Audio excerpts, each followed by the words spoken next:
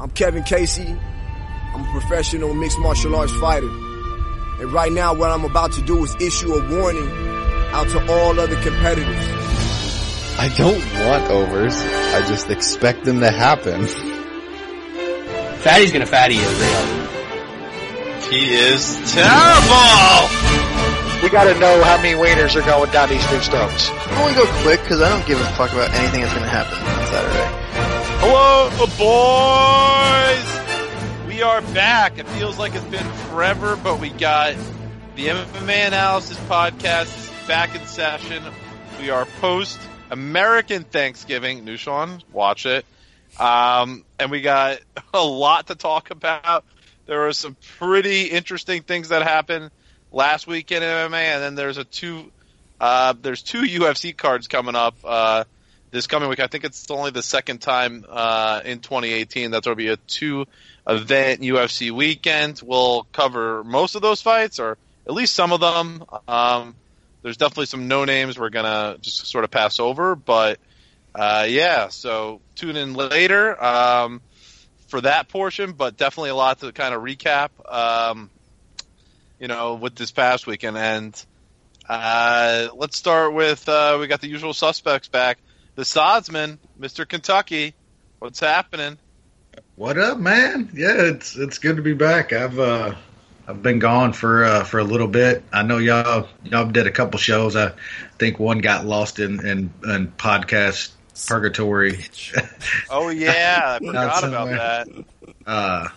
But yeah, man, it's good to be back, dude. We got 2 fight cards.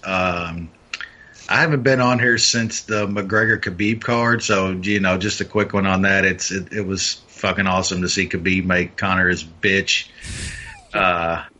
So much good shit came out of that card, all the videos, and everybody's seen it. But yeah, good times, man. Good to be back. Had a great Thanksgiving, man. Hope yours was good up there in the old Garden State. I know y'all been getting a lot of snow up there, ain't you?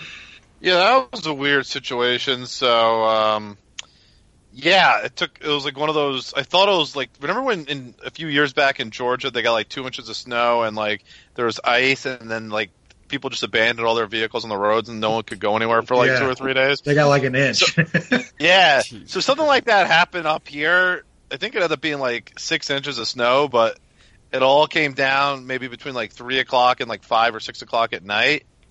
And so people left their jobs early, and then the schools got let out, and then then people couldn't get up the hills because it was the plows weren't prepared for that much snow, and people were just like, "Fuck, I can't get up hills." So all the roads got backed up. People started abandoning their vehicles, and it was wild. I never saw anything like it. It took me what normally it was a 30-minute commute home from my office, ended up being about 2.5 hours.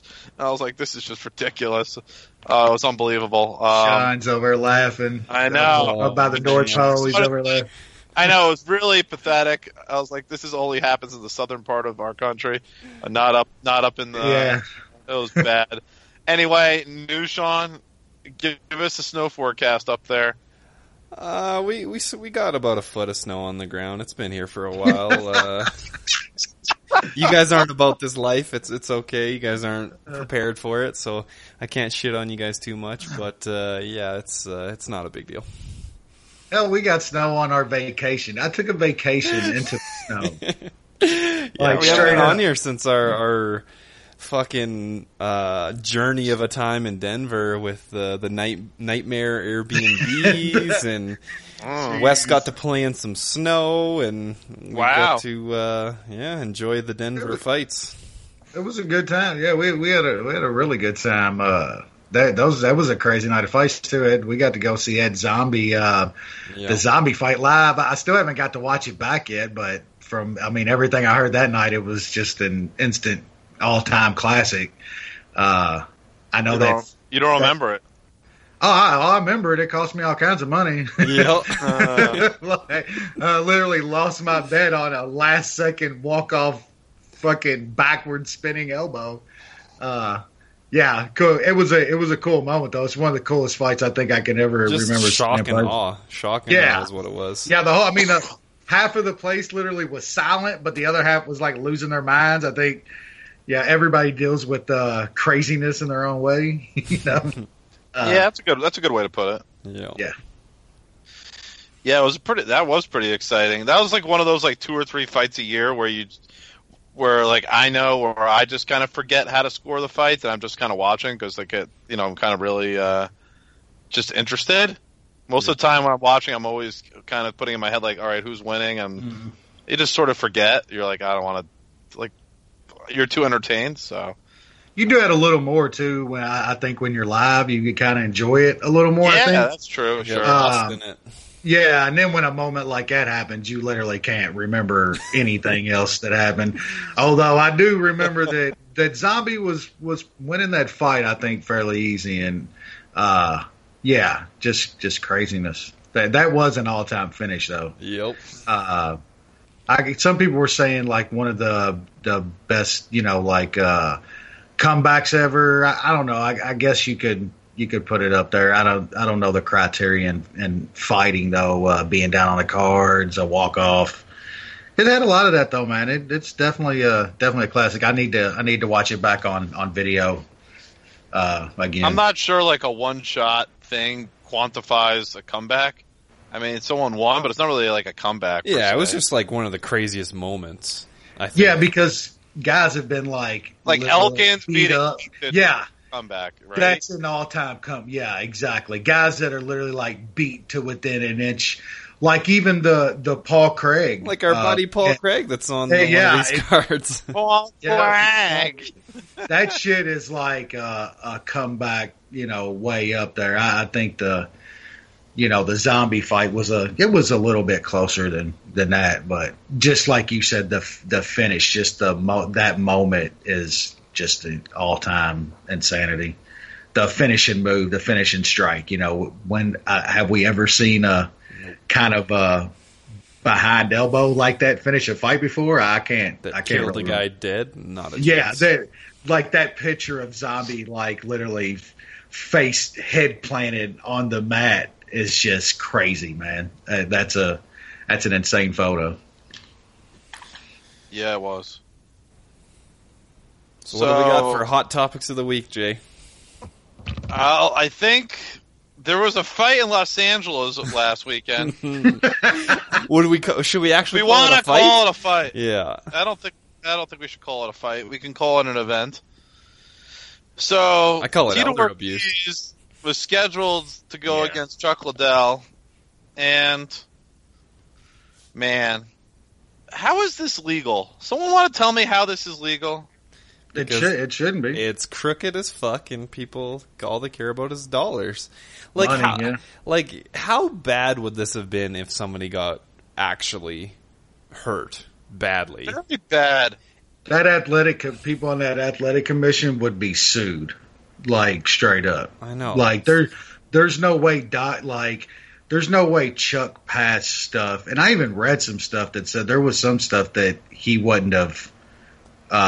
There's no way he could have passed on some physicals and some brain scans and stuff. There's just no way possible that he passed some of those things. And they looked around it, man, because of money, dude. And Oscar De La Hoya too. Golden Boy has a lot of pull out there in California because that California commission is actually one of the better commissions out there when it comes to that stuff. And they even let that shit slide for Oscar, which is crazy. And I even said that shit after the fight. If anybody sanctions Chuck to fight again, they should be arrested, like straight up. Now they put him on indefinite suspensions. Like, let's wait till another absolute knockout, dead shot for. And he even talks about fighting again. Like, no, where are the people in his life, man? That's what this all comes down to. Like his wife and I know like fighters are gonna usually do what they want to do, but. There's got to be somebody close to him. I think Hackelman even was against this shit. Oh yeah, he was. And he didn't even go train. Yeah, he didn't even go train with him and shit, man. That's kind of the problem, man. Even when your closest people are like, dude, this is bad for you. They literally leave them, won't listen to them, So what was the mookiest part of this entire event? I got like 4 or 5 of them. I got in my head. The first I can think of was was Tito's celebration after he acted like he won the lottery. Yeah, and he tried to get in his face when he's laying flat on the ground. So that's one. I'll give you the other choices. Two was Oscar De La Hoya's entire week experience and the fact that he didn't even show up on fight night. Right? Fuck. Three was Tito basically going up to Chuck as an ambassador saying, we want you to continue fighting, Chuck. We want you. The fact that Tito actually thought that he was acting like we're going to be doing this for years to come. Yeah, like he really thinks Golden Boy is going to do another card. I said that too. I bet any amount of money that's the one and only Golden Boy card ever. And then 5 was Chuck's post-fight interview where he said, and I don't remember the exact words, but basically said, I was just getting warmed up into the fight. I made a few mistakes, and then he called me. All right, let's hear 5 choices. Tell me which one was the mookiest of all of them. I mean, you can make a case for just about any of them. I think it all blends together like into one perfect shit show. You know what I'm saying? Like, that was just that was wild, man. Like, there's few times I've watched some shit over the years, man. Like, I think we all have. We've all watched we've watched the bare knuckle shit, all that fucking, just a bunch of crazy stuff, man. And that's one of the few times I felt a little fucking dirty after watching a fight. You know what I'm saying? What about Dada and Kempo, though? But, I mean, those guys, Kimbo was still like 40. You know what I'm saying? Dada was just a fat piece of shit. They were... Heart attack. His heart stopped in the cage. Yeah, no, I mean, that was a bad... But, I mean, going into that fight, you didn't think that Dada was going to have a stroke and shit. You just thought he was just hoping one of them was going to get knocked out within the first 30 seconds, and then it'd be over. Going into the Chuck fight, you had a feeling something bad could happen. 49 years old. 40, yeah, and that's not just 49. Hadn't fought in 8 years. His last 2 fights, 3 KOs. Yeah, or 3 fights, but like not even just like KOs, but like knock slick the fuck out, like bad KOs. You had the feeling going into that one something bad could happen, and it did, dude. Every time Tito ain't like a knockout artist or something, man, and he was just barely touching Chuck, and you could see, dude, the first little punch that landed on Chuck, I was like, he's done. He's gonna get knocked the fuck out here real soon, dude, because it hurt him. Like the first little jab, fucking like. Well, he couldn't move. Yeah, he walked in with a limp. Like, the whole time the weigh-ins, he was like, has Chuck always walked like, yeah, Chuck's been walking like it for like a decade. You know what I'm saying? Like, the dude's fucked. It's one of the good things Dana's ever done was basically tell Chuck, you're not fighting anymore. But see, then they fucked him over because they also told a meathead fighter that's got a drug problem, you got a job for life, and then they fire his ass. You know what I'm saying? And then what's he supposed to do from that point? He's got to do the only thing he knows, and that's go cage fight to pay his bills. You know what I'm saying? So if you want to get down to it, telling a guy like Chuck, which he probably should have. I mean, they should have found a way. I mean, they let Forrest run around and make dumbass fucking videos and shit, put them on UFC whatever the fuck, and pay him money. You couldn't give literally Chuck and Tito built the Zuffa part of UFC. It was them that built that part of the UFC. Those two guys. I mean, they took Chuck around the world and whored his ass out in Pride and everywhere else to make $1 off of him. I thought it was cool by him to give him, some little shitty position, even if you're giving him fucking $75,000 a year, so $100K a year. I mean, what do you expect, when you cut a guy like that? He's got to go fight. Oscar probably just saw the numbers of this thing, all the pre-orders, is like, this is not worth my fucking time, because there's no way they sold 50,000 maybe. I don't know. Do we have a number? I would love to hear it. Yeah, who knows if they'll actually ever release that. Then they fucked up on that whole Black Friday half pricing thing, and TV. Yeah, a lot of people were like, "Hey, I might buy this thing for $20." You know what I'm saying? 40. Yeah, that happened too. And I bet that cost them big times. I bet a bunch of people then was like, man, fuck you. I ain't even going to stream this shit now, Yeah. Yeah, that was... Streaming's just too prevalent now, man, to have a card like this to try to pay-per-view it. I mean, it's just... No, yeah. It's almost impossible. I mean, good UFC pay-per-views only do a couple $100K now. You can't expect to do shit with something. The only way that you get these kind of, good number of pay-per-views is if there's actual chatter and people want to get together for it. That's it. You don't get those. I mean, you're not getting it for just like a random thing. Like people are going to watch by themselves anyway. Most people are not going to buy a pay-per-view and watch by themselves. It just doesn't work that way. Or load it up. Like I can almost see like Bellator when they did theirs. I mean, they literally loaded it up with all the guys that they had. You know what I'm saying? They put together really still not good enough.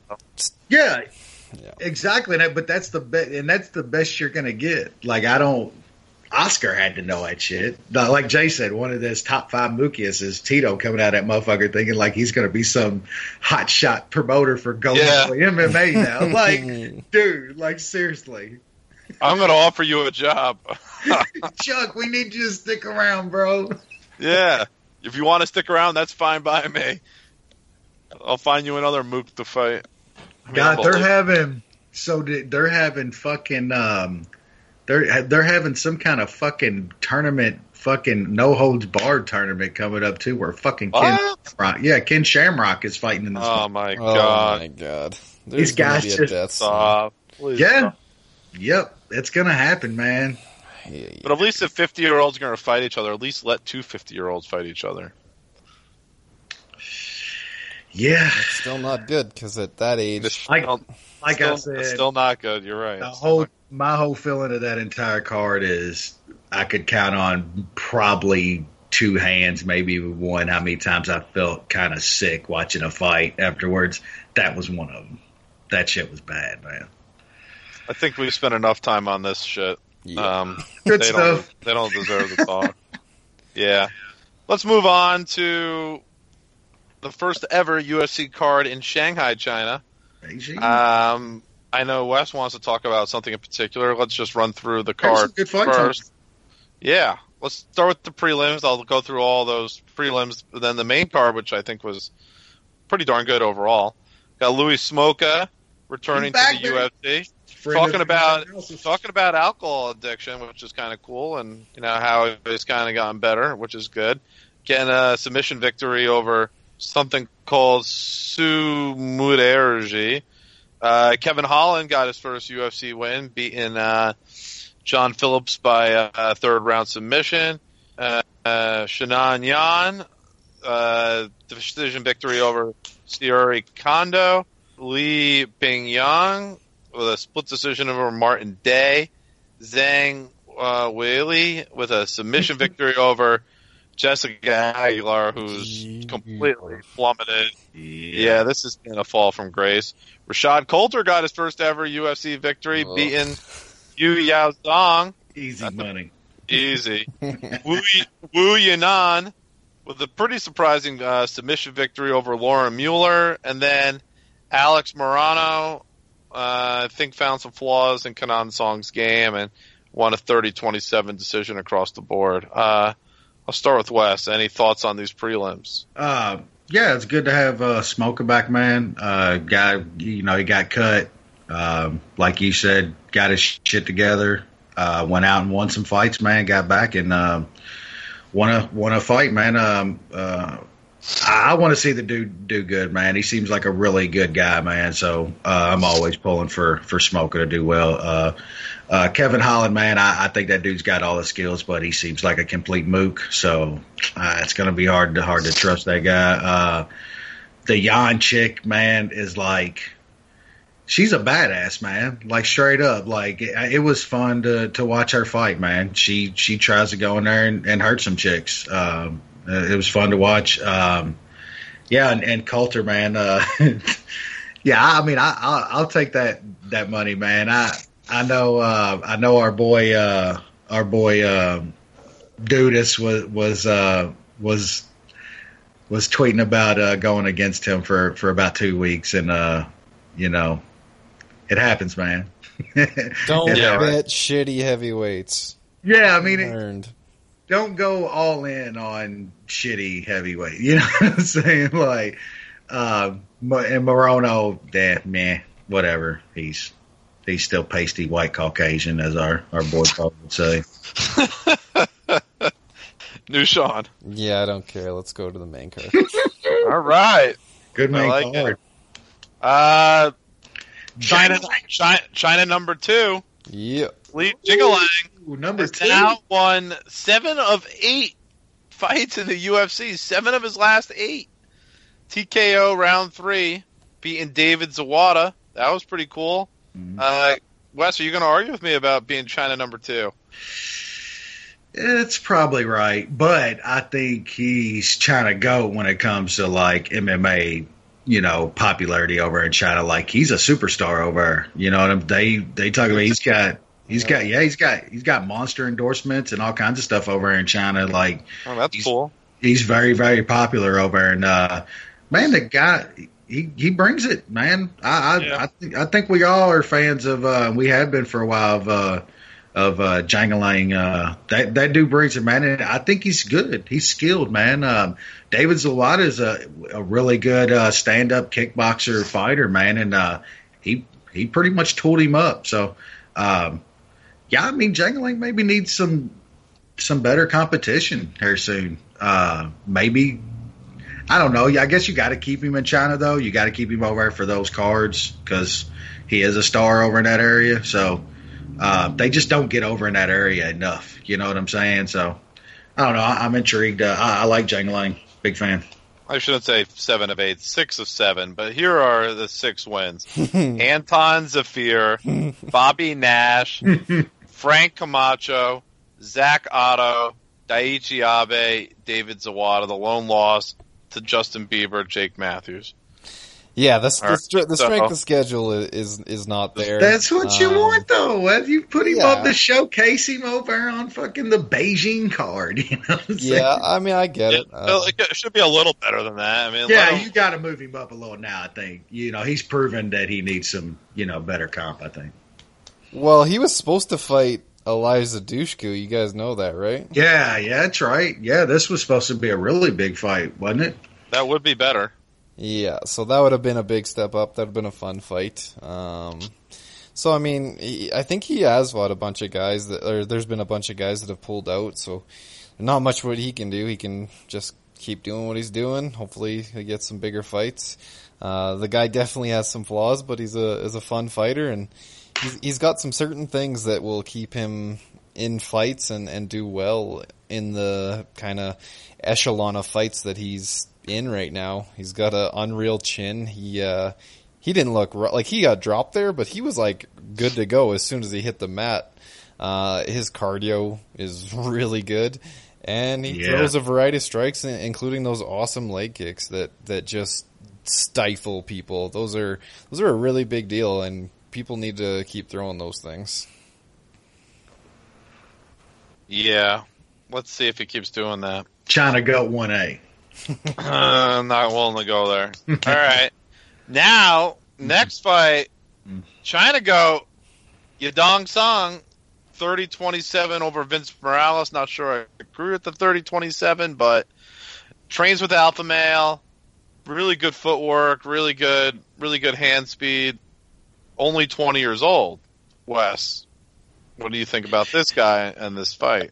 Yeah, I mean, this is a guy that will be out of China area cards for too long. I mean, he's for real, man. I like a little Team Alpha Male training at this point, but I think for this guy to, and I mean, I think we think he can be a contender all the way to the top in that division. I'm not sold on Team Alpha Male anymore.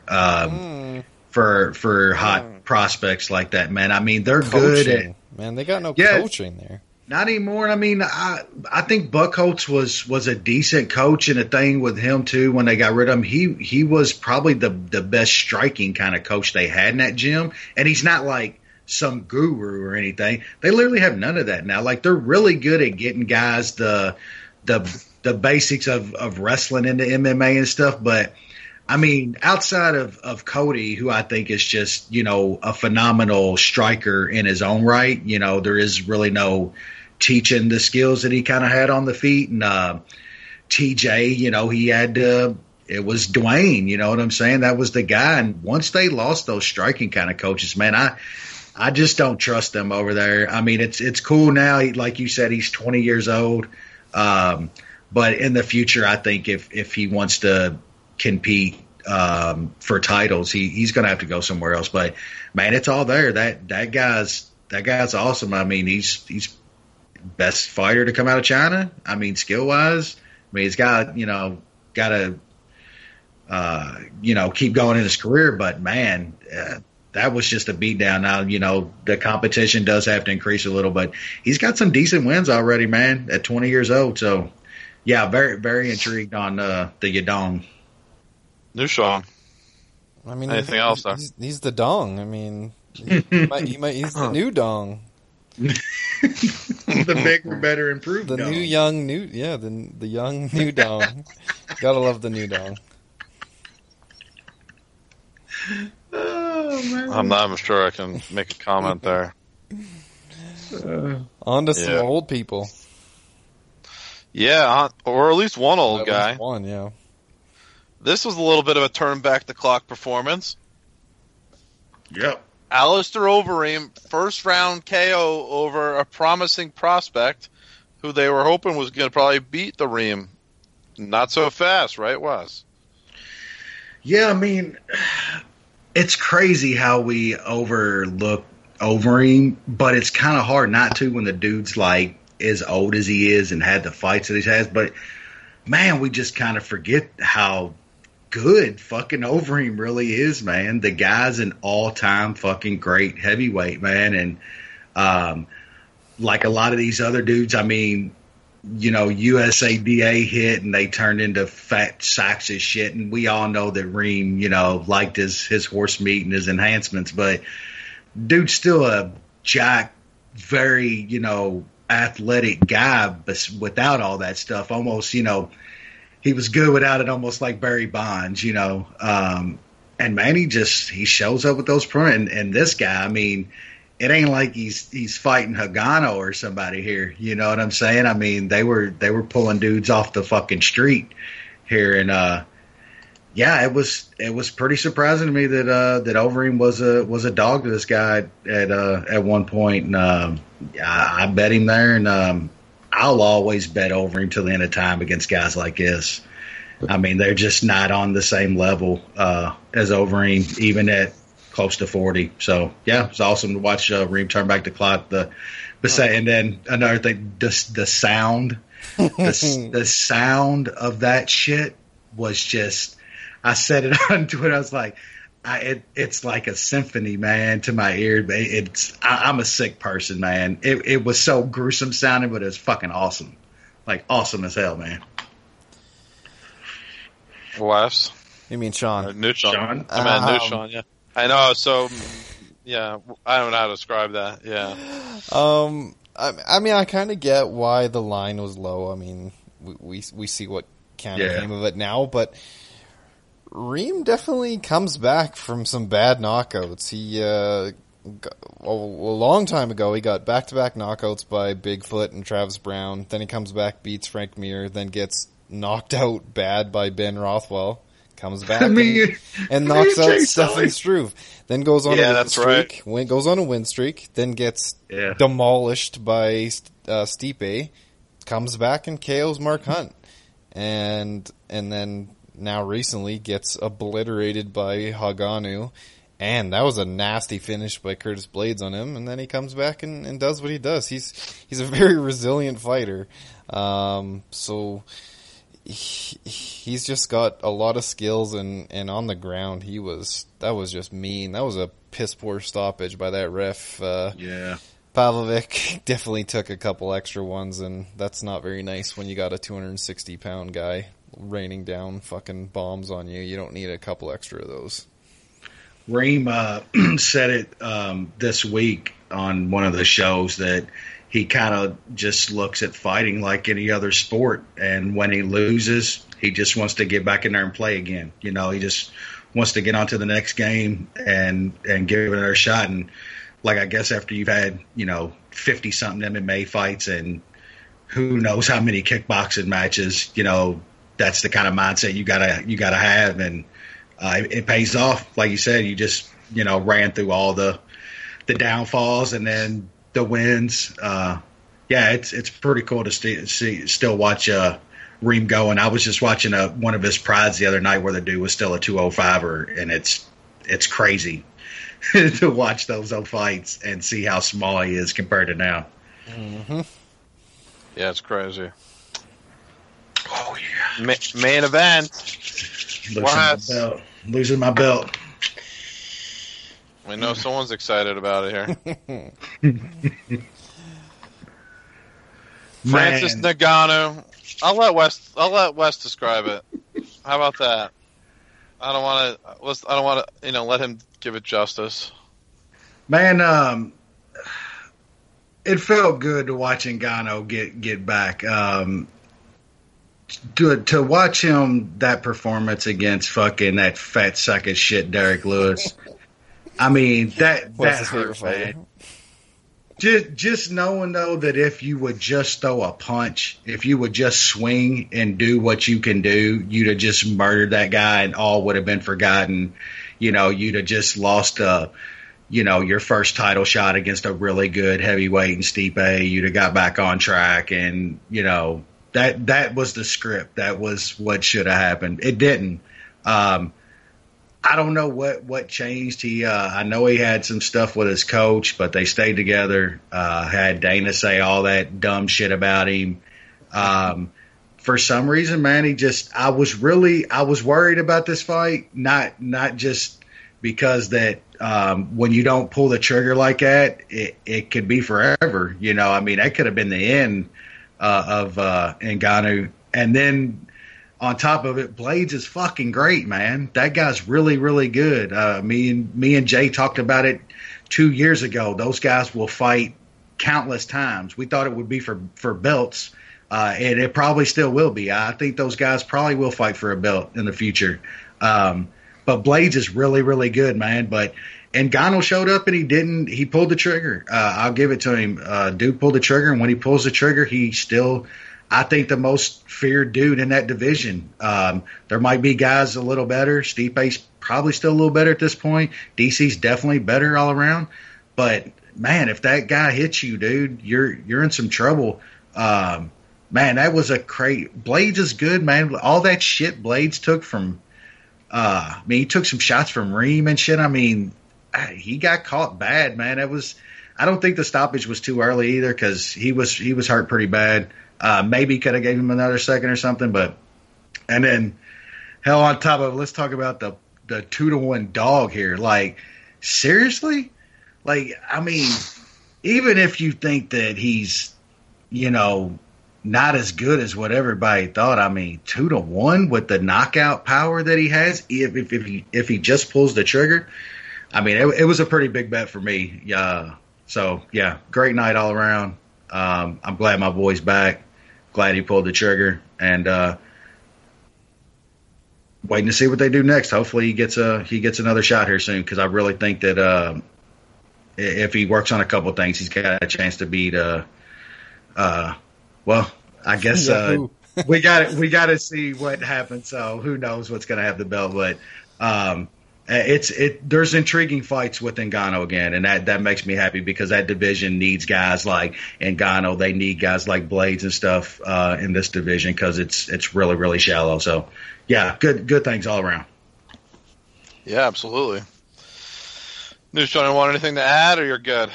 Yeah, just a couple things. I had 2 units on Francis Ngannou as well. It seemed like everybody was down on him this week. I know he had such a piss poor performance against Derek Lewis, and that was just horrific. But he did also have a win over Curtis Blaydes, and I think that definitely helped out his confidence. And Blaydes gets hit a lot, man. Like, I know he does a lot of good things, but he's been rocked in pretty much every one of his fights, and that's a dangerous thing at heavyweight. Like when you're not getting out of there clean, which I mean I know is tough to do in that division, but man, almost every fight he's getting caught. I know, and most of the time he gets through it. This time he didn't, so he's definitely got to work on his entries and his striking and his head movement, because it could be bad. He could get some shitty luck and get clipped even harder next time. So, but yeah, happy to see Ngannou back. Yeah, baby. We back. And with that, we got 2 UFC fight cards this weekend. The first one is the TUF finale. I think it's TUF 28, I think. I don't know. 28 seasons. Jeez. Yeah, it's ridiculous. Probably the last one. They're probably going to bring it back for ESPN. Are they? And fuck. Oh, they've mentioned it. Man. Just give us more fucking Tuesday night fights, you fucking idiots. Man, what are they doing? That costs too much. Yeah, they don't know what they're doing. They don't. They really fucking don't, dude. There's 3 of us in a chat room that could run that company better. Straight up. Yeah, I'll disagree. I don't know what these prelims. I have nothing to say about. I don't know if you guys do. It looks like it starts off with Fight Pass with Rayani Barcelos and Chris Gutierrez.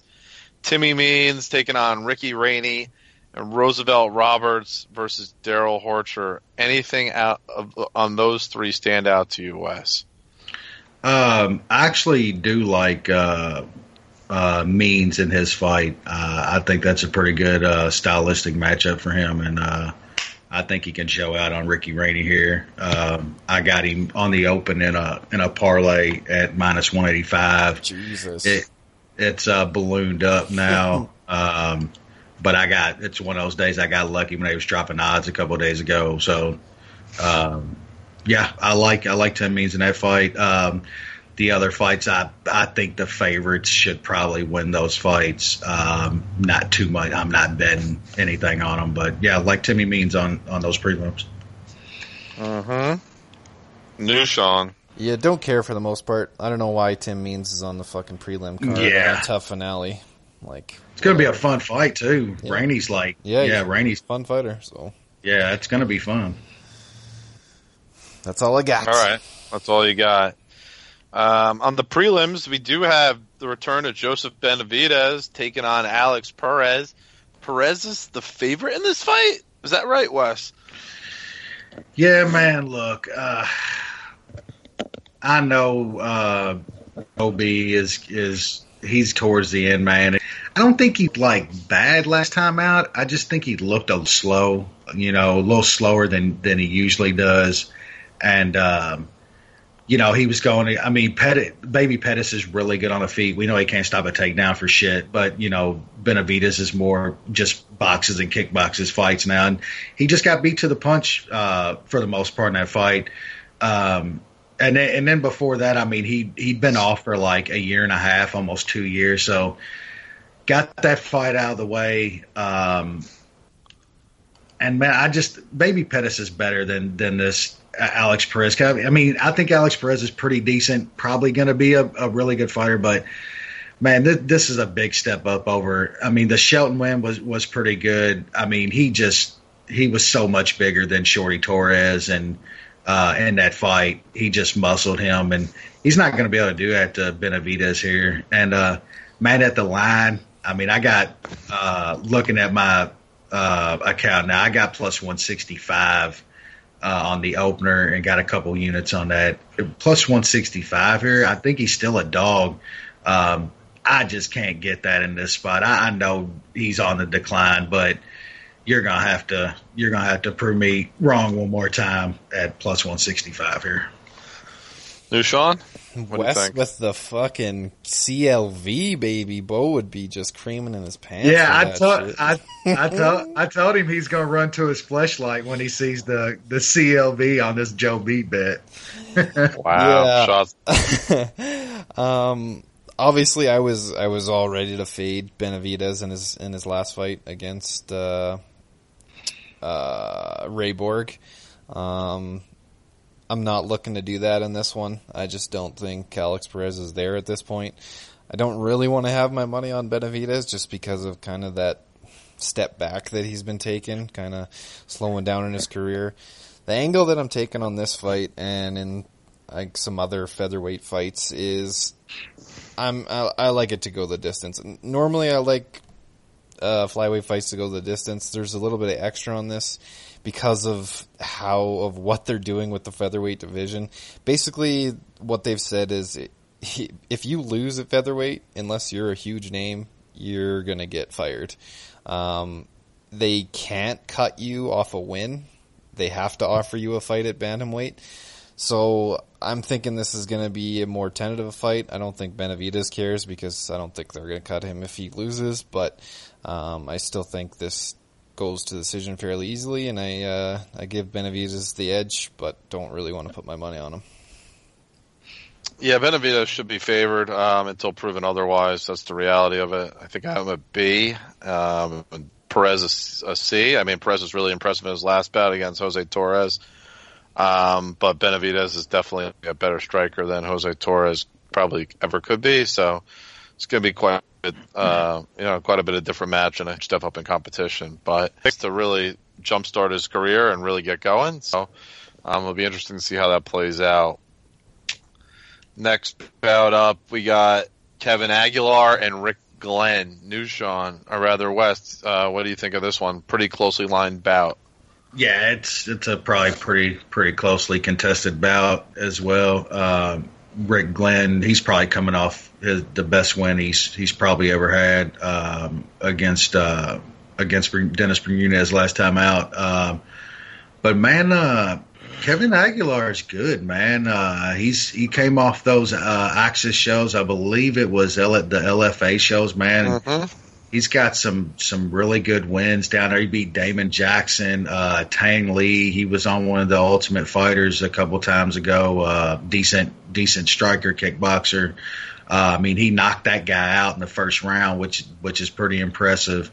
He had a tough fight on the Tuesday night fights, but got a win there. And yeah, I kind of like him in this fight, man. He's still coming down a little bit more. I think he opened at -160 or something like that. But yeah, I mean, if he gets down to closer to even money or something, or maybe even swings over to the plus side, I'll definitely be putting a bet on Kevin Aguilar. Close fight though. I'd like to see around even money. But yeah, I like him here.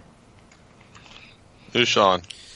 I was kind of looking the other way. I was looking at Rick Glenn around plus 125, plus 130. He was there for a bit, and I didn't pull the trigger, and now he's minus 105.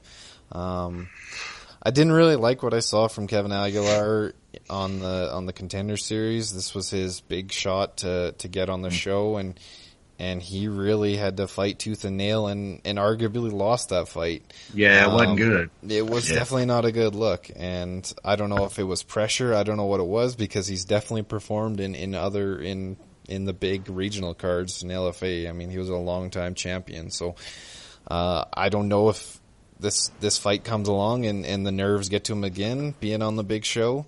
I know Rick Glenn is kind of underrated. He doesn't do anything too well.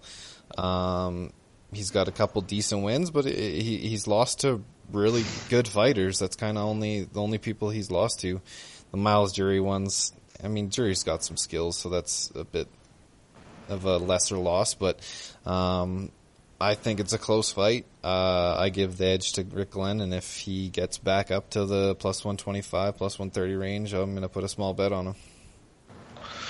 Yeah, this is pretty close. That Aguilar fight on the Contender Series definitely stood out to me, and maybe kind of slow the roll on him a bit. But this should be pretty close, like you guys were saying. So I really have no dog in this fight. I'm really not sure who's going to win. Moving up to the main card, a couple fights I don't think we really need to talk about. We got Valentina's sister taking on Jeo Yun Kim, and Darren Stewart taking on Edmonds. Edmund Shabazian. The real Ed Man. But the fight I think we definitely want to talk about is the second best fight on this card. It is Pedro Munoz and Brian Caraway in a top 15 bantamweight clash. Wes, what do you think about this bout? Yeah, I mean this should be a pretty fun fight. I just think there's one guy that's just better here, man. I think Pedro Munoz is better here. I like Caraway. He does a lot of really good things, but I just think the things that he does well just don't play into what Munoz can do. The Stamen fight, I thought that was really close, but I mean, he shouldn't be like tooth and nail with Stamen like that. And then, before that, he had a couple good wins against Sterling and Weiland, but man, he's just too inconsistent and off and canceled fights. And I like an active fighter, man. Munoz has been active. I just don't really think this is. I think this is one of those lines where it's like you're getting a lot of value at minus 230. Like so a lot of times in MMA now, value lies at about a minus 200 guy. And I think that's what we have here. I really don't think this fight's close. I might be completely wrong. But I think Munoz is going to do about what he wants here. Not sure he gets a finish because Caraway's really tough. The guy's got great submission defense and stuff on the mat. This probably goes to a decision, but I think it's going to be a pretty wide decision in Munoz's favor. So I like him a lot here. I have him parlayed pretty big with another guy on the card, and got him in a couple other smaller chalk parlays. So pretty big on Pedro Munoz here. All right, Nushan, same thoughts? For the most part, yeah. Caraway is a tough bastard, and I think he is. He's kind of been underrated for a lot of his career. Odds-wise, it seemed that way. He really only lost to elite of the elite. That was a hell of a long layoff for him before the Cody Stamen fight. He had like injuries and just other shit going on, and it definitely seemed to take this toll on him because he was definitely not sharp in that one. I think this is going to be a striking affair for the most part. The grappling kind of cancels out, and I think at this point in his career, Pedro Munoz is just a better, cleaner striker. Very good now, man. Yeah, he's definitely come a long way. Yeah, it's crazy how good he's gotten. He started, that's for sure. I played Goes the Distance. I put it in the parlay with the Benavidez Goes the Distance. Those two parlayed together, I got plus 118. I just think Caraway's sub-defense is too good. He's got a pretty damn good chin on him.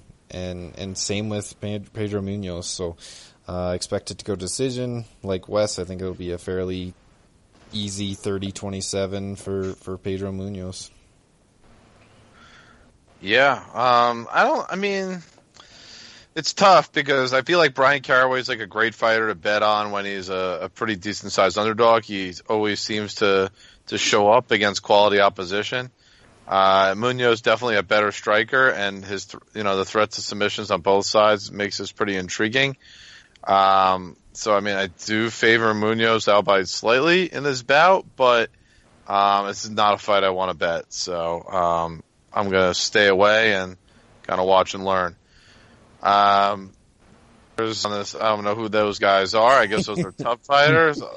Wes, any thoughts on the actual TUF finales? I know that you've been, you've been watching as usual. Yeah, I'm just a glutton for just extreme punishment. I've never missed a TUF episode, but wow.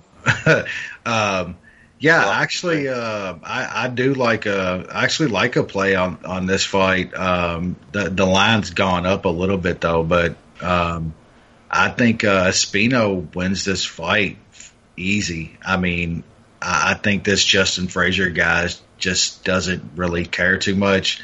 He hits kind of hard, but it's when it's like in the past when people actually used to watch this and we talked the betting on it, you can see things in these guys, how much they actually care and really how actually good they are when you can see them training in a gym for clips of, a few minutes at a time. And Espino's just, man, he's way better everywhere here. And he wants it. The guy wants to be good. I think this Frazier guy doesn't give too much of a shit. And I think Espino's gonna win however he wants. So I bet Espino here. That's fair, Nushan. I know you don't have an opinion there. Main event though, and probably the best fight of the entire weekend. Mini HAWG. Rafael dos Anjos taking on the Nigerian Nightmare, Kamaru Usman. Main event for a tough card. What else on your HAWG? Yeah, I mean, we all have talked on her a while. I think Usman's the man. I think he mops up just about anybody. Cody fucking shitbag especially would mop the floor with him, but that's for another time. Man, RDA's he's on a serious decline. I think it's all starting to catch up with him. He's gonna be undersized here pretty bad, I think. I just don't know how he can go 5 and keep Usman off of him, not get caught by something. We have seen Usman kind of be, kind of tentative and stuff in the past. And he said after fights, I'm trying to get to that big fight. I got to win. Well, this is the big fight. So if he's going to show up and perform and try to finish a guy, I think this is the spot that he tries to go for that. And I think he will. I just don't see how RDA stays in their 5 with Usman here. I think Usman's the real. I think he's a future champ. And I think this is the first domino to fall on him getting towards that title, a legit path to that title. So I like Usman quite a bit. I parlayed him with Munoz pretty big, and I have him in some other chop parlay stuff. That's fair. All right, Nushan, are you in agreement? Yeah, these RDA with 2 just brutal stylistic matchups back to back against him. Covington with his pressure and wrestling, and Usman with a lot of the same, and then you add the striking to it. Big fan of Usman. I know he gets a lot of grief for some not finishing and a little bit of not putting on the best performance, but this is gonna be a tough one for RDA, size wise, pressure, and just kind of getting old and getting beat up. RDA is now 34. He's been in some wars. I think Usman puts him away in like the 3rd or 4th. This is going to be a tough one for him. I got Usman inside the distance at plus 285. I put just a third of a unit on that. I played doesn't go the distance at plus 175 for 2/3 of a unit, and then I put Usman in a parlay with something on the next card for a unit. Yeah, I got Usman an A and Dos Anjos an A-. This is just tough for Dos Anjos as he's facing yet another guy who's going to constant pressure, seems to have a pretty good gas tank, should be able to take Dos Anjos to the mat. Dos Anjos hasn't really done well with really strong grapplers. That's not really his forte. And pressure is something that tends to get to him. When someone allows Dos Anjos to be the pressure guy, that's where RDA's had his most success. So I think this is, again, another tough matchup for Dos Anjos, and I don't think this is one he can win. I think it could very well go to a decision, almost pretty likely to do that. And Usman will win, more rounds than he loses. So Usman will win this bout, and that is the first leg of our consensus parlay that we'll have for this card. The other leg will be on the card we're going to break down now, which is Fight Night, UFC Fight Night 142 in Adelaide, Australia. That takes place the following day after the TUF finale. Again, not sure how many of these fights you guys want to break down. There's a few in the early part. Something called Elias Garcia taking on Kai Kara of France. I don't think anyone cares. Keita Nakamura taking on Zahari. Mizuto Hirota taking on Christos Giagos in a battle of guys who've already been canned by the UFC, looking to be canned again. Then maybe the first bout we can talk about, Ben Nguyen taking on Wilson Hayes in another good flyweight matchup in a division that probably isn't going to be lasting very much longer, right, Wes? Yeah, it's pretty wild, man, to actually think about it. I'm kind of, man, I'm just a little baffled on this one.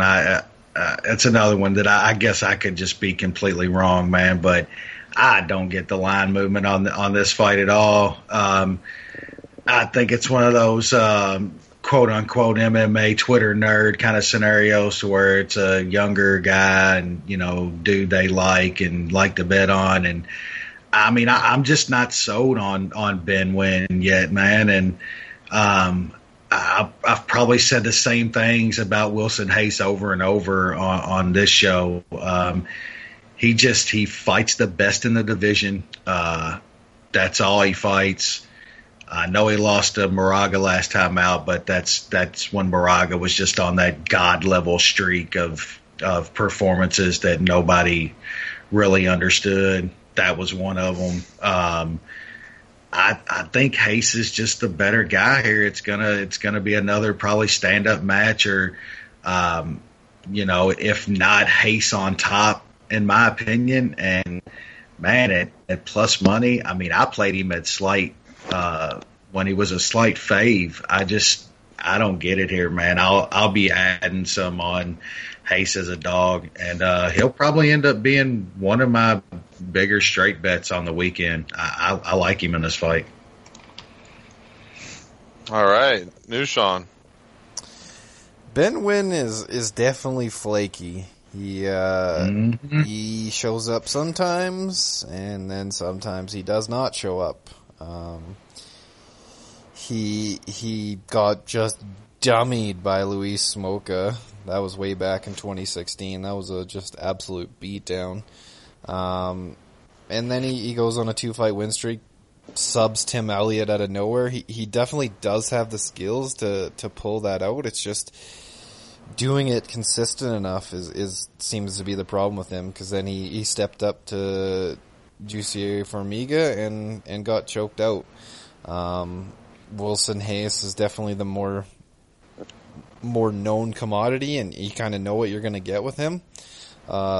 He is coming off 3 losses, so I think he's probably knows if he loses, he's done, especially with what flyweight's going on right now. Ben Nguyen does have a lot of finishes, and he's got finished a bunch, and that's why this goes the distance is a lot cheaper than a normal flyweight fight. But I put it in that parlay with Usman. I think it goes to decision. Ben Nguyen in some interviews that I've heard says he's not too worried about losing. He has other opportunities and stuff like that, but good lose. I'd be more worried if I was him. So I think it's going to be a little more tentative. I think Hayes is going to be the stronger fighter and take a close decision. Yeah, this is a tricky one, I think, for me. I mean, Wilson Hayes is definitely a little bit smaller, getting older, but I still like his off-the wrestling advantage over Ben Nguyen. I don't think he wants to stand there and strike, so he's going to have to go to the grapple route to win. It wouldn't surprise me if Ben Nguyen wins, but I do like. I mean, I just don't trust him. I think that's what it ultimately comes down to. I mean, Wilson Hayes has proven time and time again to be one of the better fighters in this flyweight division. So I'll take Wilson Hayes, but it's close. Next one, Yushin Okami against Alexei Konchenko. Wes, is there any way Okami can keep this close? Look, I mean, we talked a little before the show, and I mean, truthfully, I think Kunchenko here is. If you need a parlay piece on the weekend, this might be one of the best ones. Even maybe a little over. I like Munoz a lot, but this might even be safer here, in my opinion. I mean, what Okami's going to need to do to win this fight, I mean, is pretty much what he always does, and that's get a guy against the cage and pretty much hold him and just kind of do that dirty boxing, knees to the thighs and stuff. And he can't. He's not going to be able to do that to this guy. I mean, this dude's just too big, too strong. His Greco-Roman is just way too good. I mean, we watched him against Alves, and I mean, had a very good performance. His striking's better. I mean, just every which way here. I just don't see how he loses. It's one of those. It's you're getting a little value in a 3-1 fade here. So yeah, I mean, this is a great parlay piece. I don't think there's too much that needs to be said here. I used him in a few different things. Fair enough. New Sean. I was a bit underwhelmed by Kunchenko's debut. I know he had a lot of hype coming in, so I'm sure that there was a lot of pressure on him to perform. He finally started letting his strikes go in the third round against Alves, and then he looked pretty damn good. I think Okami's in trouble here. Okami's getting up there in age. He's 37. He's back to cutting down to 170. I'm sure that doesn't feel good for his body. I think. Imagine what he's going to look like on the scale. I mean, he did fight Lima at 170, so it's not like he. This is his first fight back at 170, but just keep doing that to your body, and especially at 37 years old. It's not a good thing, and I just think the skill difference at this point in both these guys' careers is pretty big. Okami's going to try his hardest to grind this motherfucker out, but I think Kunchenko's going to be ready for that. I didn't play Kunchenko on the money line. I'm waiting for the points handicap. I think him at minus 3.5 will be in the mid 100 range or something like that, and I will take that for all I can. Yeah, I like Kunchenko in this bout. I was kind of the opposite of New Sean here. I thought he showed a pretty technical striking game. He showed a lot of control, which is really important when you're betting a fighter. Just a guy that he just seems very trustworthy. He doesn't put himself in positions to be hurt. Has control of the cage. Knows that he's ahead. And fighting safe, relatively safe, I think is important. When you're looking at fighters that are minus 300, minus 400, that in that type of price range, you're almost looking more at the guys facing. Is there a way that a guy can win? Is there potential for a knockout, for a submission? Does that fighter have power? I mean, what is there? Okami doesn't really have that. He's a grinder, and Kunchenko's not going to allow him to grind. He's not that kind of guy. He's very physically strong for this weight class, and he's a much better striker on the feet. So I like Kunchenko here. I like Peace on the weekend, and we're parlaying him with Usman. That is our MMA odds, or rather MMA analysis on MMA Odds Breaker consensus parlay of this card. What is that? It's 128. Minus 128, Kunchenko and Usman parlay. Moving on, we have a few more fights. We're going to skip some. Come on, you don't want to talk the Mukhtarian. He is the Mookiest Mukhtarian. Taking on Sodik Yusuf. No one cares. I know Wes might have something to say a little bit about Jim Crute and Paul Craig, everyone's favorite Bear Jew. Definitely not the other favorite Bear Jew. He's not our Bear Jew. But he's better. Yeah, Crute's gonna hurt this guy. I don't think there's too much. I think Paul Craig is just shit. I mean, I still hate that dude for costing me my parlay on that fucking last second thing. Fuck him. Go fuck yourself, Paul Craig. Wow. That is something, all right. All right, anything to add there? Nah. Bear Jew going to lose. Wow. Yeah, Bear Jew should lose. He's facing a guy who's going to be able to knock him out on the feet, and that's really all that matters. Yeah. Anyway, let's continue up the card. We got 4 fights left, and I think this is a pretty. Is it a 4-fight main card or a 6-fight main card on this? Nobody knows because they haven't even released that shit yet. That's a good point. But the top 4 fights on this card are solid. As good as any fight night card. I mean, in terms of interest and competitiveness that we'll probably see. So the first one is Tony Martin taking on the New Zealand Justin Bieber, Jake Matthews. Wes, tell me about it. Are you a believer? I actually am. But first off, I had to look up. I had no idea who the hell Anthony Rocco Martin was. I think I had no idea who Justin Bieber was, and I was going to get scared for him. No, I had to look this shit. I was like, who the fuck is Jake Matthews? Like Anthony Rocco Martin. I was calling him Anthony. I don't know what the hell they're doing. He's going to be done with fighting soon, and he's going to transition to some porn. That's what I was kind of thinking too. Some Dakota Cochran porn. I was thinking Darren Cruikshank porn. That's closer to it. Yeah, man, I've liked Jake Matthews, man, since his way back on his TUF show. I know he's had some ups and downs, but I think switching to this weight class, man, it's was so much better for him.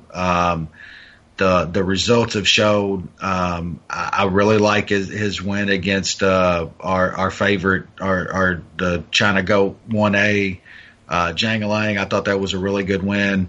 Tony Martin has looked better too at this weight. I just think at this point, I mean, Matthew's 24 years old. The kid's on the incline, man, and I think Tony Martin's just about the Tony Martin that he's going to be. It's a close fight. I'm just a fan of Jake. This is a little bit of a fan bet. I just think he's a little bit better at this point. I got him at, I believe, right around even money, maybe minus 105. It's a close fight, but I like Jake here. I think he wins a close decision. All right, new Sean. The question is the Bieber still training with his dad? Because that's what's going to hold him back. And I, from what I've seen, I think he still is. So he is. He is. That's a bit worrisome. It's Tony. It's Rocco Martin, though, dude. It's not for a bill. Yeah, it's true. I did like what I've seen from Tony Martin his last time out. That was a nice win against Ryan LaFleur, a nice finish. And he beat Keita Nakamura, who's a tough veteran that brings some tough things to keep you on your game. I know Jake Matthews just had a kind of keep busy fight last time out against Enzai. I was looking to bet Tony Martin around plus 125. It was there for a bit, and like another fight, I kind of missed the boat, and now it's come down. I think it's a close fight, so if kind of anybody gets to plus 120, plus 130 range, I'll take him. For right now, I'll pick Tony Martin. Okay, yeah. Let me just look at the grades here. I got Tony Martin C-, Jake Matthews D+. I really liked how Martin's looked since he's moved up to welterweight. I mean, Matthews has done better since then as well, but I think this is a step up in competition. Matthews has struggled with some submission types in the past. Martin has, a pretty damn good submission game. And you could even argue from a technical standpoint, Matthews may, it's a pretty competitive bout from a striking perspective as well. So I kind of like Martin here. I mean, I just think that there's more opportunity for him to get the finish, especially on the submission side. And Matthews has found ways to lose bouts in the past, even when he's looked pretty decent. So I'll take Martin here to get the job done. 3 fights left. And the Ghost Shogun. Wes.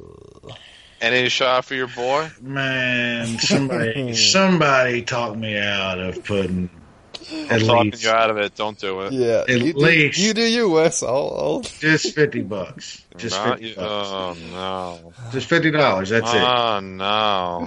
Man. He's like the maid on Family. No. Man, look.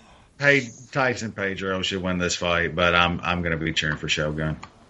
That's all nice I got to say. All right. That's fine. Sean. That's fair to cheer for him, but this is going to be another sad it is. fight after getting crushed by Anthony Smith. I don't see how much is going to change in this fight.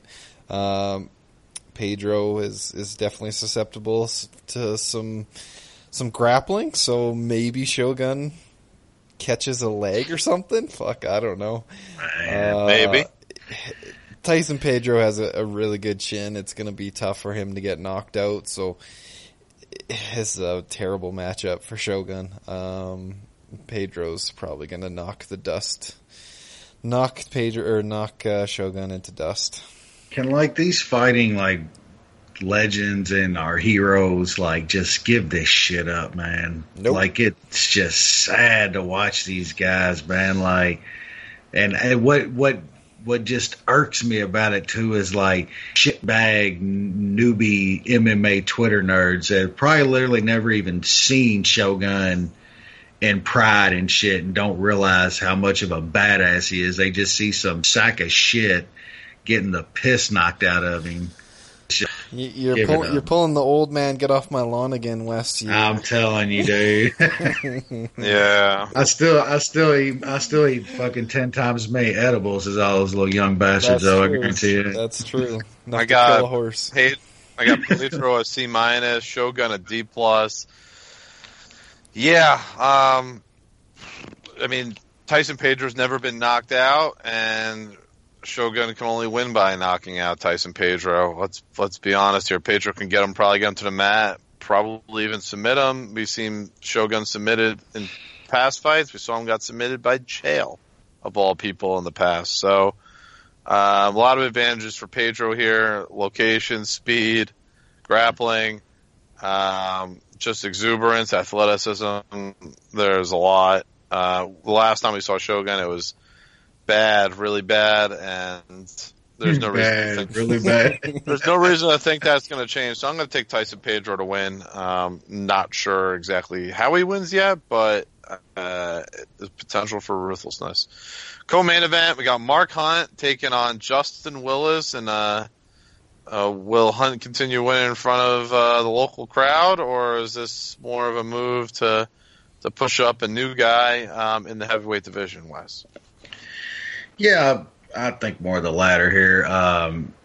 We talked about it a little before the show. I don't think Hunt's in the kind of gets in bad spots and fights here lately and quits or anything. But he's getting in spots to where I think if Justin Willis gets on him here, he's going to just be raining down stuff. The ref is going to have to step in here. I think that's probably what we're going to see here. I mean, the UFC ain't doing Hunt any kind of favors really with the matchups they're giving him here. Not that Willis is some world beater, the old man last time choked him out, but I mean, Willis is good, dude. He's a kind of young up and comer, so 31, I guess, in the heavyweight division now as a young up. But I mean, yeah, he's training at AKA with some, a couple of the best heavyweights in the world. So, I think he eventually gets on top of Hunt here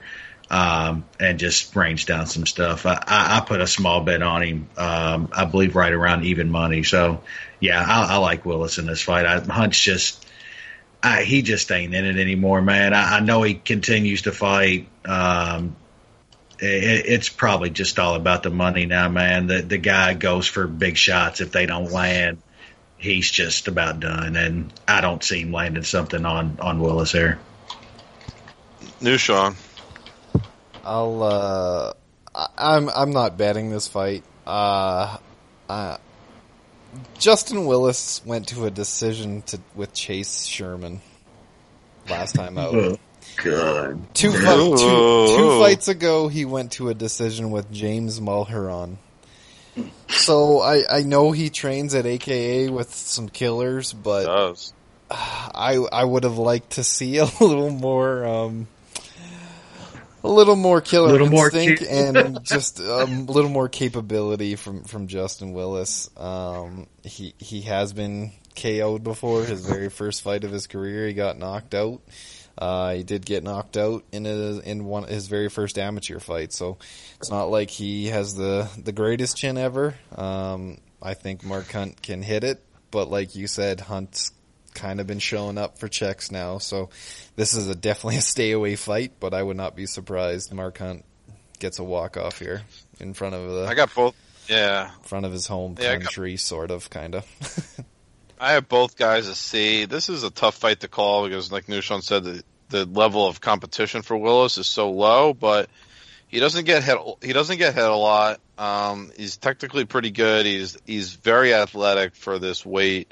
He's going to be way quicker than Hunt. He's going to be able to move around.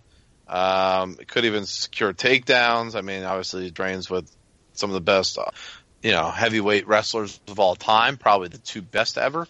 And this could be a fight where we look back and say this line was completely stupid in either direction. I mean, that's the problem. If he can't do anything on the feet and gets pieced up, we're going to be like, well, this was stupid. And then if Willis just grapples him and, runs circles around Hunt to win an easy decision, we're going to laugh about it the other way too. The scary part is we don't know which way it's going to be. But I mean, I would lean towards Willis. I've been decently high on him just, based on his training camp and technical skills in a division like this. But again, this is a real step up in competition. Now we're going to actually get to see him against someone who's walked the walk and talked the talk in this weight class. Another heavyweight bout coming up in our main event, and this is a really intriguing one, I would say. Junior Dos Santos going down to Australia, taking on Tai Tuivasa, who's been hyped up pretty highly heading into this bout. Wes, what are your thoughts on the main event here? Yeah, this is I don't know. This is just kind of a weird fight to me. I can't really get too good of a read on it. On one hand, I just think JDS is just far superior in skills to Tuivasa here. But, I mean, Jesus, the man's been through wars. He's getting old. And then, Tuivasa literally can get hit with a bumper of a VW and the dude won't go down. So, I mean, five rounds is, man, it's a long time to Dos Anjos. Like I said, his striking skills, I think, are just, far superior. But Tuivasa just, man, he hits like a truck. Can Junior Dos Santos take, a few of those shots over 5 rounds? Will he be able to, all the punches he's probably going to land on Tuivasa? Will one of those put him down? It's just, I don't know. It's a really weird fight and a hard one for me to read. My gut tells me JDS, gets him in the third or the fourth with, just landing so much. He eventually catches him with something and it stuns him, and JDS can get on him and finish the fight. That's what my gut tells me. I wouldn't be surprised if, JDS is going to start getting starched at one point or another. I mean, they're gonna start knocking him out cold. Is that point now? It could be so, but I'm going to pick JDS here. I can't really think of any angle on this fight that I really like. I was thinking fight inside the distance. That's way too juiced. I know y'all like it, the other side, which I could see that as well. So I'm just going to pick JDS and Tout Master and probably sit back and enjoy this one. All right. Nushan, are you on the same thought train? Yeah, for the most part. I was kind of on the Tai Tuivasa hype train for a bit. Looked good in his debut, and then he crushed Baby Dick, so that was just too good just annihilation. Baby Dick. Speaking of Baby Dick, is he? Where you been at, Ghost. Baby He's a Dick? ghost. He's gone.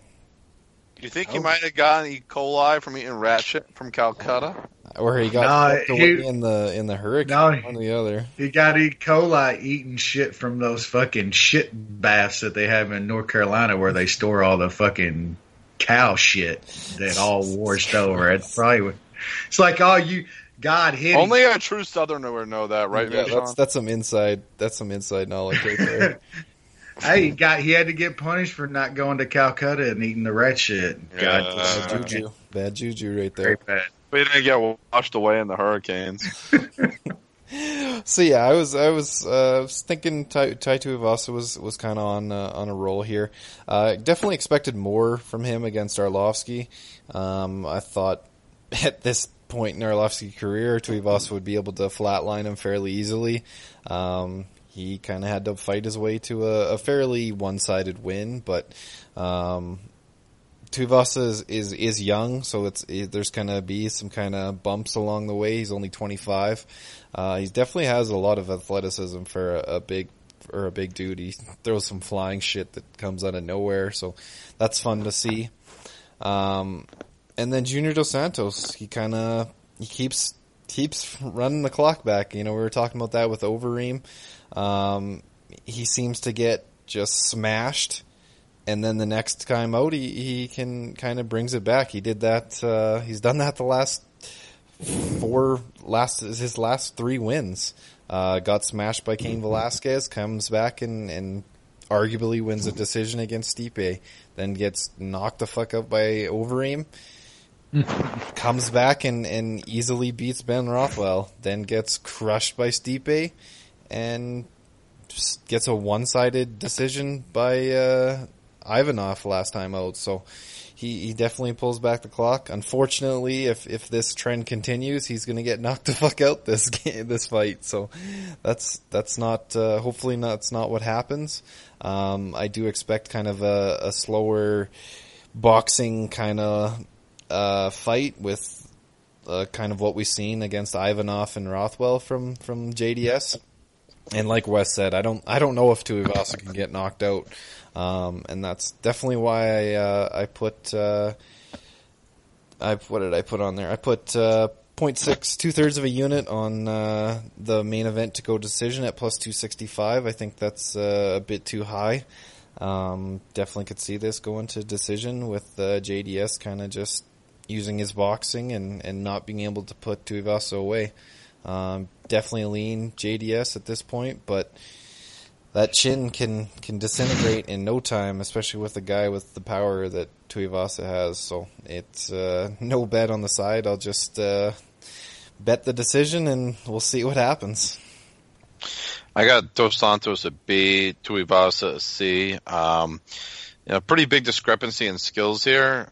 Tuivasa definitely athletic, has a lot of swagger, and that definitely means something. But I mean, Dos Santos did well against Blagoy Ivanov, did well against Ben Rothwell, who I rate higher than Tuivasa. Went 5 rounds with both of those guys. Really didn't have much problems.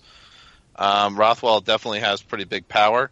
Ivanov not as much power, for sure. But again, technical prowess of Dos Santos, can strike with enough volume. And he's gotten to become pretty good at avoiding the big strikes. Even that a guy like Tuivasa knows how to throw. Plus with Tuivasa, I mean, he's really kind of been really just a one run, really strong in the first round and then slows down after. And Dos Santos kind of can just take the recipe that Andrei Arlovsky wrote against him and, just kind of pepper him. I think there's a good opportunity here for Dos Santos to get this fight, the victory in this bout, at around minus 150. I think that's pretty good. Another bet I like is the decision prop, which is at, over plus 200 now. If Tuivasa can't finish, I mean, he hasn't really been close to being finished in his own right. I think he's got the durability to go 5 rounds. And then, like I said, we've seen Dos Santos go 5 rounds multiple times now. He's not the power striker he once was. So I think there's a potential for that to hit as well. I think that just about does it for our episode this week. Anything else you guys want to add? We got a good boxing card this weekend. Yeah. I do like a bet on that. I actually like. Actually, gonna stay true to my name and go true UK boxing fan, and our boy Aaron would be proud of that. And I like Tyson Fury this weekend. He's a Fury? Yeah. Come on, man. Don't put that juju on us, man.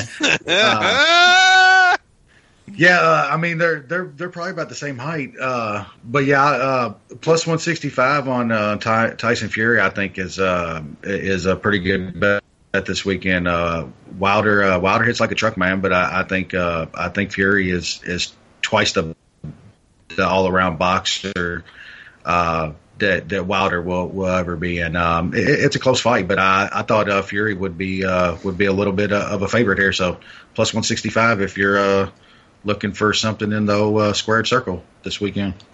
There's also some Bellator this weekend as well, I understand. I haven't looked much at those fight cards. It's trash. But I hear they're great prelims. I bet they are.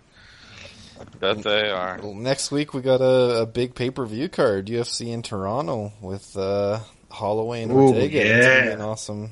That's a pretty solid card. Maybe just as importantly, Valentina versus Joanna. Very much looking forward to that. That's an excellent co-main.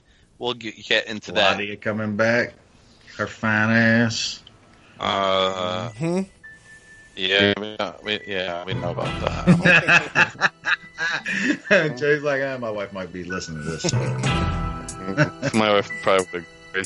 Anyway, that just about does it for this week's episode. We'll be back next week. Enjoy the fights.